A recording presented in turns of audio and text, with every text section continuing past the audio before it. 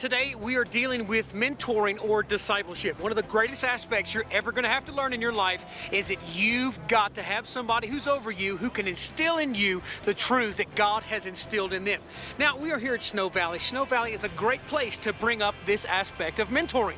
Here you have lots of people. You have people who know what they're doing, people who don't know what they're doing, and people here who are just designed to watch and enjoy everybody fall down. Kind of a lot like church. You've got participants and you've got observers. But for me, I want to be a participant. I want to get in and I want to go as deep as I can. Snowboarding is no different. You have got to learn that you cannot do this by yourself. We want to get you to a place to where you can not only have the right gear, but find the right instructor, somebody who can speak into your life and teach you what you need to know to not only accomplish what God's called you to do in life, but accomplish your greatest goal. For me, it was snowboarding. For you, who knows what it is, but you're not going to do it by yourself.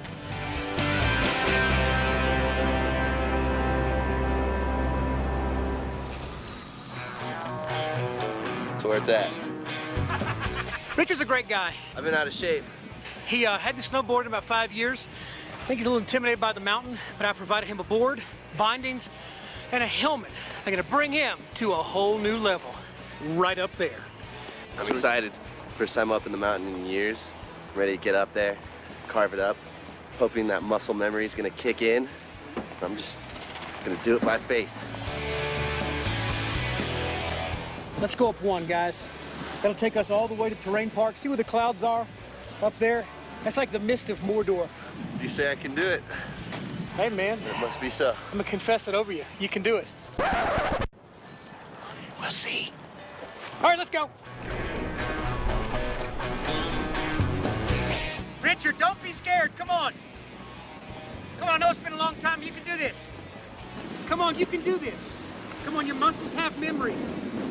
Good, good, good, good, good. Now I want you to turn into it. I want you to turn, come around me. I want you to turn, left leg forward, straighten up. There you go. Man, we'll have you on a triple black in 3 days.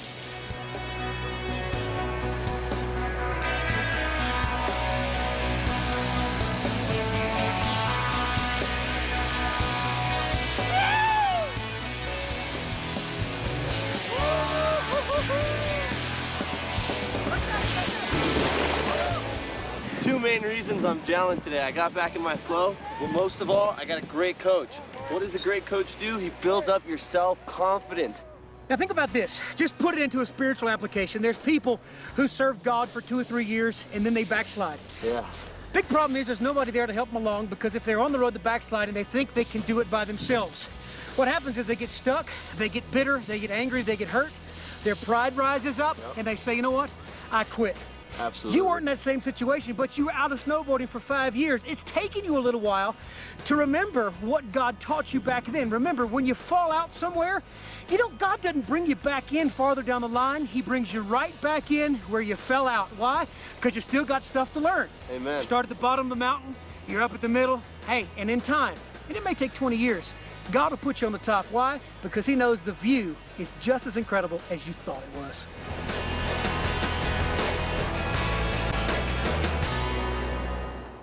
Okay, listen, Chris. One of the main things about this sport is you've got to stay teachable. You've got to listen to what I tell you to do. Remember, when you're in your stance, left foot forward, if you want to go back to your left, I want you to look left.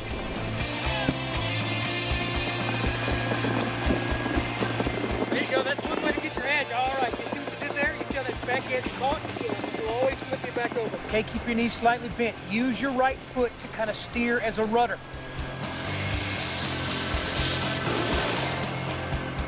Now, Chris hanging out with me and learning to snowboard, it's safe for Chris. But there's a lot of times people find themselves in situations where they're with people they may not know too well, and sure, they may claim to be an expert, but that's yet to be seen. 1 John tells us that we need to test every spirit and prove everyone that says, yes, they are an expert, or yes, they do know Christ. There's nothing wrong with that. Maybe there's somebody who's in your life who's speaking into you, and you haven't gotten better, you've gotten worse.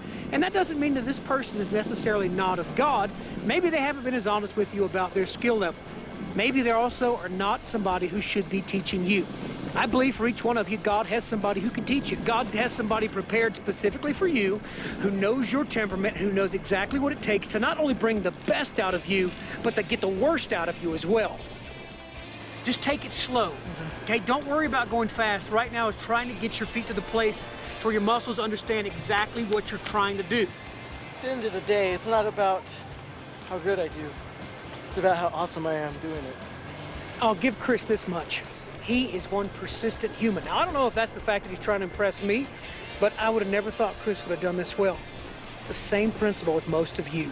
Until you're willing to get off of the couch that you're on, until you're willing to change your mind and find somebody, find a coach, find somebody to get you to do something new, to test you, to push you, you'll always stay at the level you're at. You'll never grow past that goldfish bowl you think it's so fun to live in.